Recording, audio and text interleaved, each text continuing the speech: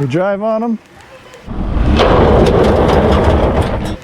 We build with them. Some people throw them. Some people kick them.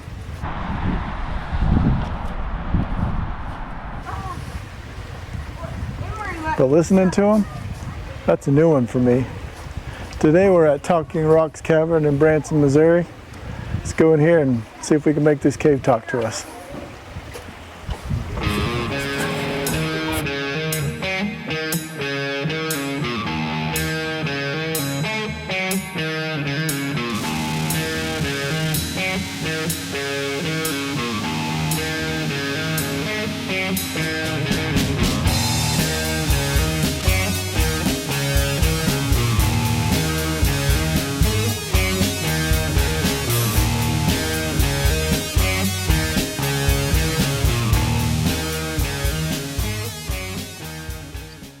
This is Jacob, and he's going to be our tour guide for the day.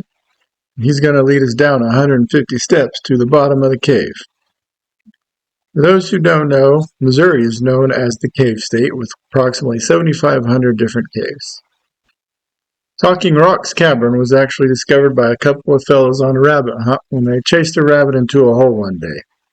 When they pulled the rock back, they discovered this big cavern. Talk about going down a rabbit hole. Talking Rocks Cavern was originally named Fairy Cave, but when it was purchased in 1969, they didn't feel that was the marketable name they were looking for, so they changed it to Talking Rocks Cavern, which it is today. Okay. Does anyone here know the three basic formations found in just about every cave? Okay. So the three basic formations found in just about every cave are stalactites, stalagmites, and columns. Now, an easy way to tell the difference between your tights and your mites. Your stalactites are the ones that are always hanging around because they have to hold on tightly to the ceiling or ledges. Your stalagmites are the ones that come from the ground, so they are, quote, mighty, or they might reach the ceiling one day. Now, when the two of those touch and fuse together over the thousands of years that may take, they form what's known as a column. We have one right here. We have another right over here with a slight bend in it. And then we have our largest column, which is directly behind you, but do not bother turning around. You will not be able to see it through the stairs. You will, however, see it as we go down the stairs. Now, there are three other formations we will be talking about, two of which we will cover here. The last one we will cover later on in the tour. First, these guys right over here. These guys are known as curtains, draperies, or my personal favorite name, if you look right here where my flashlight's pointed, cave bacon. Bacon. And before anyone asks, no, it does not taste like bacon. Do not ask how we know. That is a company trade secret. And no, I was not the guinea pig. I still have all my teeth. Now, for the second formation, if you folks look right over here, we're going to be looking at this big one. More specifically, this section right here. This section right here is known as flowstone. Flowstone got its name because it looks like the rocks are flowing like water. You can see how this section right here looks like a giant waterfall as the flowstone comes down and transitions right here from flowstone to cave bacon. Now, this formation right here is the largest one inside this cave, standing about 95 feet tall and weighing upwards of a few tons. It is known as the cathedral. It is hollow on the inside, so we do get to walk through right here. If I get y'all to look up for me real quick, you guys see this crack? Looks like it starts all the way back here, spiders out all in here, and travels down this way. Looks like it branches off in a couple different spots. Over here, then spiders out all in here. That crack is actually 53 million years old and is known as the lifeline of the cave, because it is how rainwater gets into this cave. This type of cave is known as a dissolutional pit cave, meaning it is rainwater fed. So, as the rain falls, it collects carbon dioxide from the air and the ground, especially from root systems of plants. Once that water has collected enough carbon dioxide, it forms what's known as carbonic acid or carbonated water. We are primarily a limestone state. Limestone is very susceptible to that carbonic acid. So over the 5 million years it took for this cave to form what we see today, that carbonic acid was slowly eating away at the limestone, helping carve this lovely cavern, make the formations you see all around us, minus the ones that have lights in them. Those ones are fake.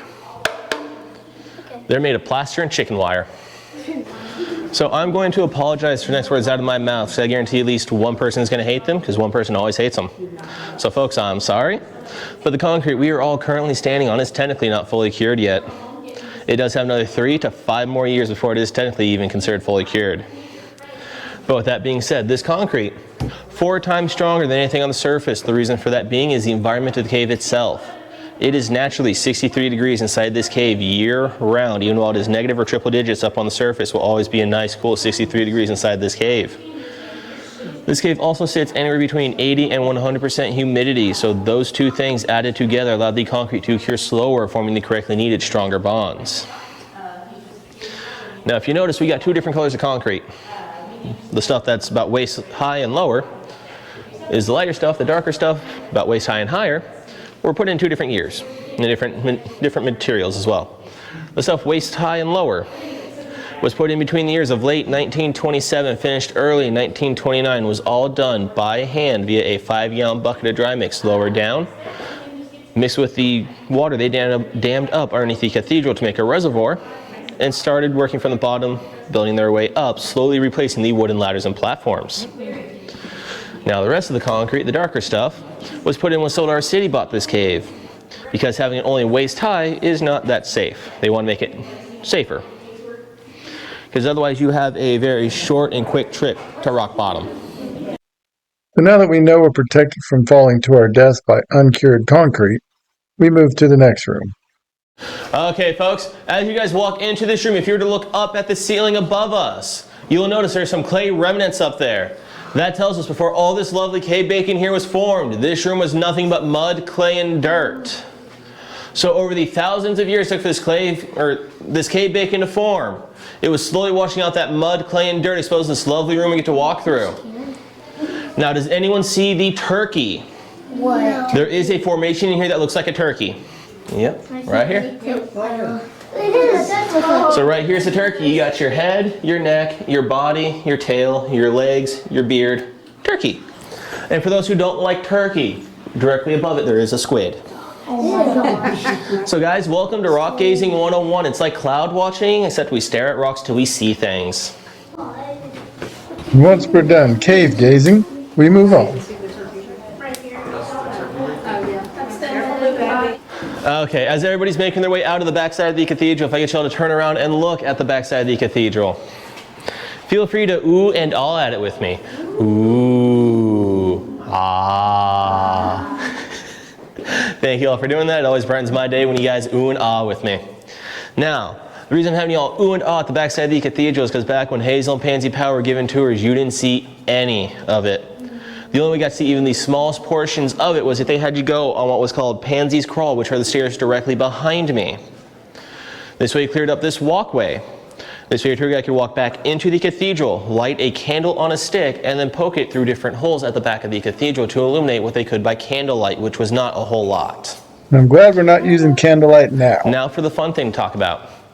The stairs. These stairs are known as the domino stairs because they are steep, narrow, and slick. If the person in the back were to fall, we all going down like a bunch of dominoes. Once we made it safely to the bottom, we did a little exploration.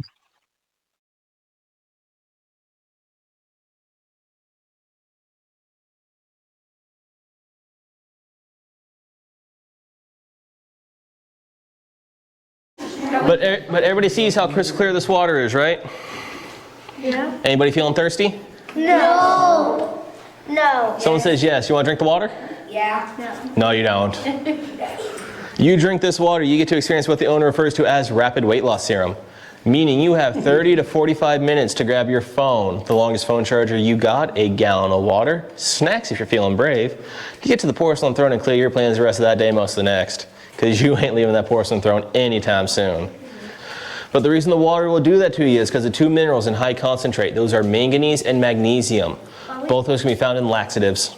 Okay. Now, speaking of the water, we have actually diatraced this water. It travels down that hole right over there, which is the main drain to the cave. It travels down 1/4 of a mile to one of our other caves. From that cave, it will travel about 300 feet to a natural spring, and from that natural spring to Table Rock Lake. We don't know where exactly the spring lets out to end up in Table Rock Lake. We just know we found the diatracing chemical in Table Rock Lake, so we don't know how long this process takes. We theorize it could take anywhere from 2 days to 2 weeks to make the full journey from Talking Rocks to Table Rock Lake. Now, the third type of formation, if I get y'all to look up for me real quick. You guys see all these tubes hanging down? These are known as tubular stalactites or soda straws. They are completely hollow in the middle and about the width of a water droplet. The largest one in the US is in Karshner Caverns, Arizona. It is 21 feet long and 3 inches across. To tell you how amazing that is really amazing considering two things. One, a good rule of thumb for cave growth, because all caves are different, is 1 cubic inch per century. So every 100 years, most caves will grow 1 inch. And the second thing is the soda straws. Since they're only about the width of a water droplet and completely hollow on the inside, they are incredibly fragile. That most caves that have soda straws and have a source of running water underneath them will also have what's known as a soda straw graveyard. Because when that water, be it a stream, creek, or river that runs through the cave, and the soda straws eventually make contact, the current in the water will break those soda straws. They are that fragile. So the fact the largest one in the US is 21 feet is really amazing, considering how fragile and how long that must have taken. Now that's not saying this cave doesn't flood. Back in 2016, this cave did flood with about 25 feet of water, which would put the water roughly about here. Oh yeah. We gave half tours for about 3 days. Because that water's a bombing 52 degrees and no one ever brought their swimsuit. But by that third day, the cave was burping and growling. Now what I mean by that is, have you ever taken a bottle of water and flipped it completely upside down and watched it glug? Same thing down that main drain. Except to us, it sounded like burping and growling, so we told people we had a cave bear. Seen coming down, hanging on a branch, like I said before, was this formation right here, but more specifically, this part here. They described this as an angelic figure, and how they described it was left wing, right wing, billowing angelic rose with the angel's head being bowed right here facing the wall away from us. They said the angel was just bowing. They later changed that to say the angel was praying to God, because if you look, right here where my flashlight's pointed, once my light's on it, you can't really see it. Once I take my light away, and with a little bit of imagination, you can see a crucifix or Jesus on the cross. Take the light away. Yep, there we go. So they said the angel was praying to God. Now I do see the angel. The one thing I see the most, you guys will never be able to unsee, and you are welcome for that. And that is a double scoop of ice cream and a cone being held. Top scoop, second scoop, the cone with the dripping water being melted ice cream in your 1, 2, 3, and 4 fingers. For anyone wondering, the top scoop is Linden Limestone. The bottom scoop is Cookie-tastic Cavern Crunch. If you guys want to argue with us on what the flavors are of the ice cream, we will gladly put you on a ladder to go lick a rock. But we are actually featured in Ripley's Believe It or Not and the Guinness Book of World Records for one of our formations. That formation is this one right here. This is known as the fairy's harp, because back in the day, your tour guide who carried xylophone mallets would lean over the edge to tap on each piece individually to play simple songs like Mary Had a Little Lamb and Twinkle Twinkle Little Star. Now the reason we were featured at those two places was because, reportedly, this was played like a xylophone and had the tune and pitch of a piano. We stopped playing it in 1942 because repeatedly striking the formation caused the crystalline structure within to weaken, and it did eventually chip in 2 places. Here and here. So at that point we decided we're done playing it, we're just going to tell people we used to play it. Now I have heard word through the grapevine. We are going to play it one more time, and we are going to get it on recording so we play for everybody in future generations. Only downside, word through the grapevine may not be true. I hope it is, because that'd be really cool to hear that thing be played. Now that we've learned about Fairy's harp and we've hit rock bottom in life, it's time to make our ascension back out of here. With that being said, the only way now is up. So this starts the Huffin' Stairs. Woo! Huffin' Stairs! Yay! This right here is known as Hazel's Landing. This was put in when they first put in concrete.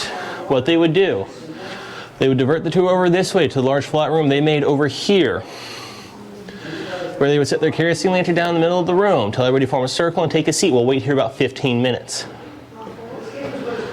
Now the reason they waited the 15 minutes was so your eyes could adjust that level of light.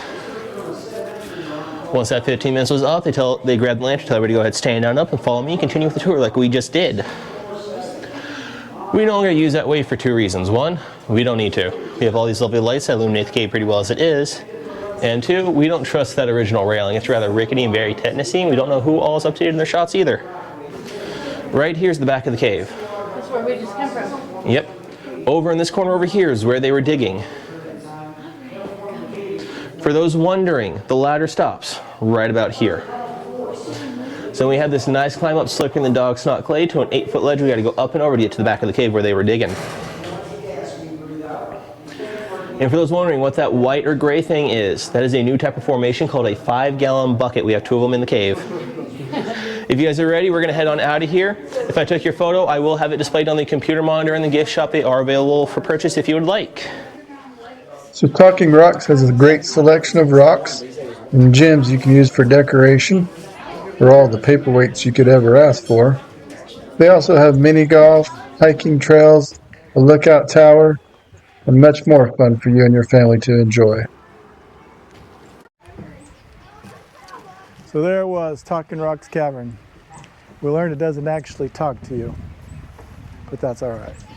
We also got some excellent rock candy here. What better thing to get out of cave than rock candy, some of my favorite. There you go. So we'll put their website below. You can visit it, come check it out. Great way to spend some time if you just want to get outside and enjoy yourselves, spend some time with your family. Check out a cave, play some miniature golf, have a good time. Remember, if you like this video, please hit the like button and subscribe. We'd appreciate it. See you later.